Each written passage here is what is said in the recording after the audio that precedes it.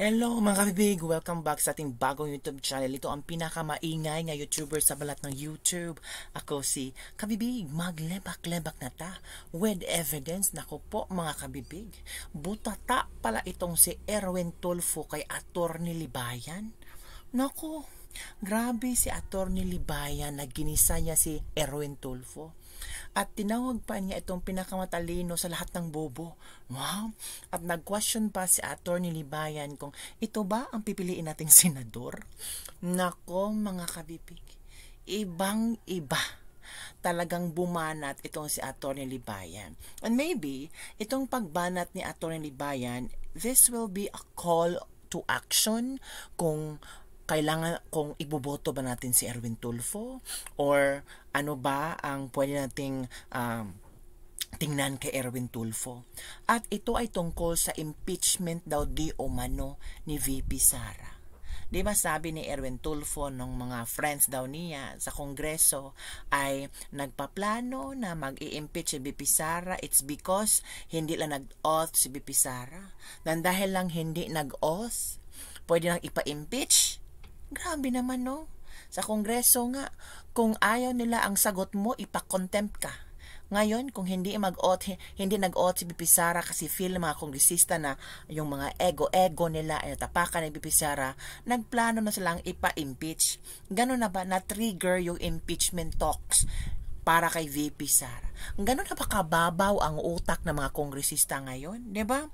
Nakakatawa lang ba na si Erwin Tulfo pa talaga ang nagiging spokesperson para sa mga kongresista? Siya pa ang nagpasabog ng isyo. Hindi man niya alam na once ipasabog niya ang isyong ito ay maaapektuhan yung pagtakbo daw di umano niya sa pagiging senador. Ang tanong, makakatakbo kaya siya? Or baka ma-disqualified siya kasi convicted siya sa kasong lebelo. Nako, mahirap no? Itong mga taong mahilig sa grandstanding, mga paepal, at kung ano pang sinasabi na tungkol kay VP Sara, sila pala yung mga may tinatagong lihim ng kanilang pagkatao. At yung lihim na yun ay hindi naman masyadong maganda. O eto kabibig ha, may ipapakita akong video sa inyo kung gaano sinupalpal ni Attorney Libayan si Erwin Tulfo. Okay, mga kabibig ha?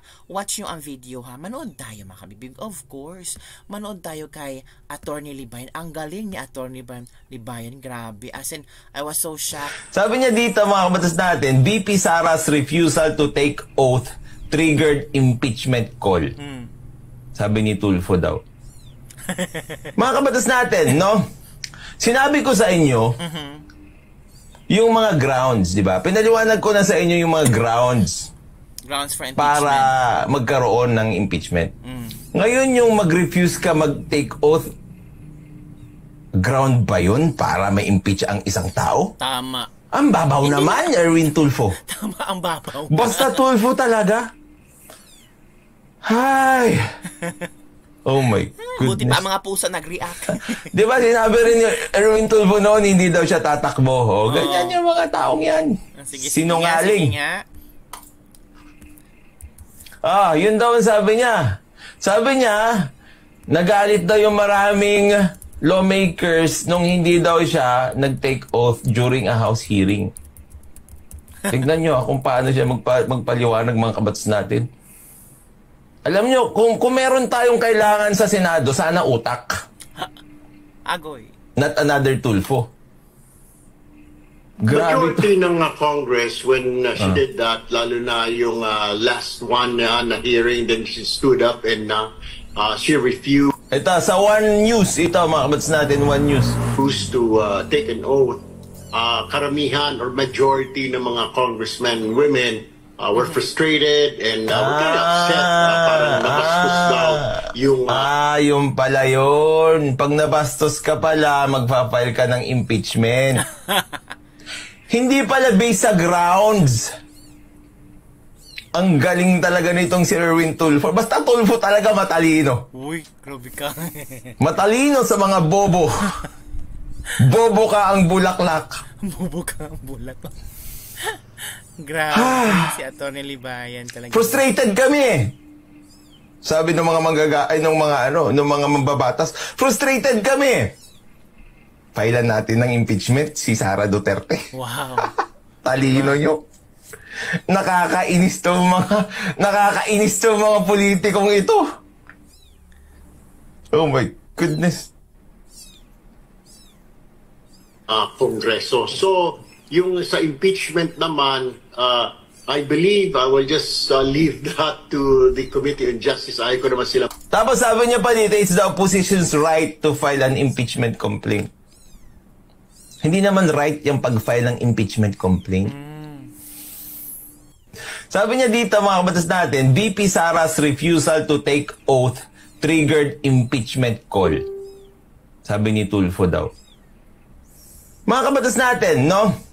Sinabi ko sa inyo, yung mga grounds, di ba? Pinaliwanag ko na sa inyo yung mga grounds para magkaroon ng impeachment. Ngayon yung mag-refuse ka mag-take oath, ground ba yun para ma-impeach ang isang tao? Tama. Ang babaw naman, Erwin Tulfo. Babaw talaga. Basta Tulfo talaga? Hay! Oh my goodness. Di ba sinabi rin ni Erwin Tulfo noon, hindi daw siya tatakbo. Oh, ganyan yung mga taong yan. Sinungaling.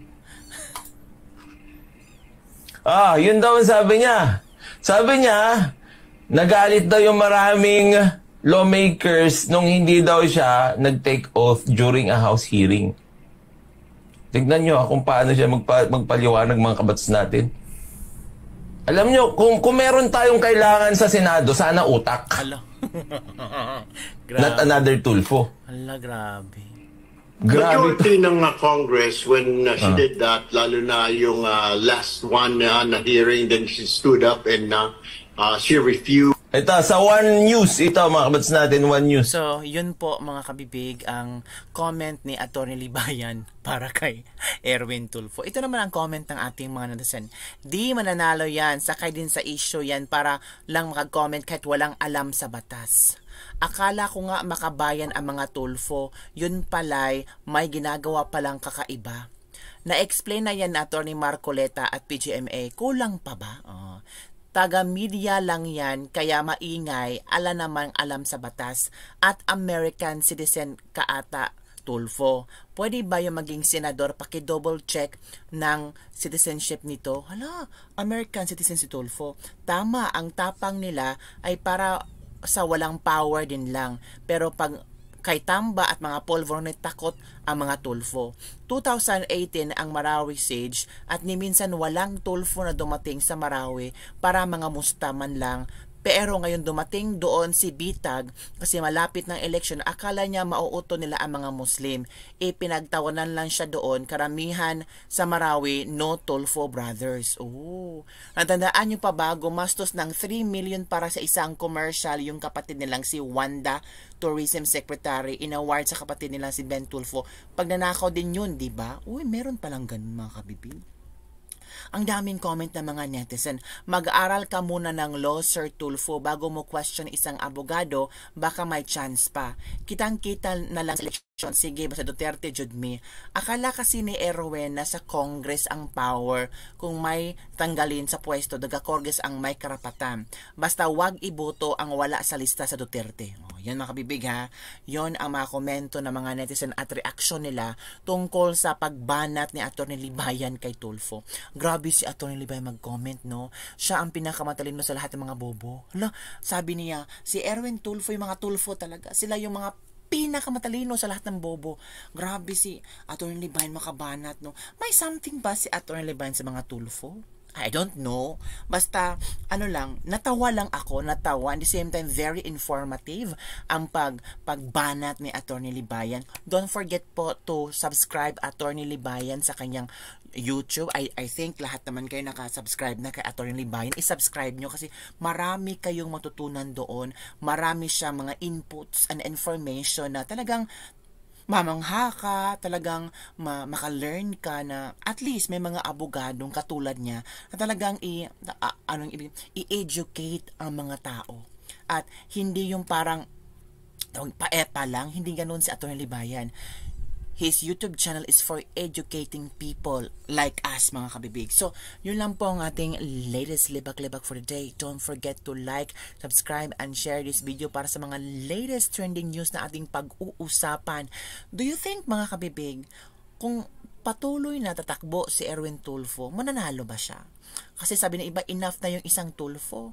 Nabudol na kami doon. Tama na. Wag nang ilang Tulfo. Enough na yung mga family na uupo sa gobyerno. Yung, like for example, mga si Vilma Santos, si Luis Manzano, tapos yung anak ni Vilma Santos, tumatakbo sila sa Batangas. Sino pa ba? Ang dami. Oy, parang, anong tawag? Dynasty.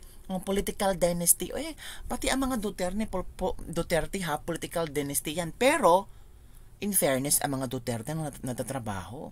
In fairness naman, kaysa yung ibang political dynasty, umuupo-upo lang, tapos kukuha ng sweldo sa gobyerno, walang nagawa. Pero ang mga Duterte, ito yung examples ng political dynasty na merong ginawa sa bayan. Agree ba kayo dyan? So, yun lang po mga kabibig ang ating latest libak-libak for the day. Don't forget to like, subscribe, and share this video. And I'm sure, mahal na mga tao ang mga Duterte. Bakit? May nakita, naramdaman nila ang pagmamahal at pag-aruga, at sa panahon nila tatadigong safe na safe ang mga Pinoy. Diba? Kaya, kung sino man ang susuportahan ng mga Duterte for the 2025 election, suportahan natin at huwag kalimutan si Bongo. Opo, si Bongo, si Bato, si Marcoleta, yan. I-push natin yan, bobotohan natin yan ha. Huwag yung kalimutan, ilista nyo na mga kabibig. Yan lang po, don't forget to like, subscribe, and share this video. Bye everyone, see you next time.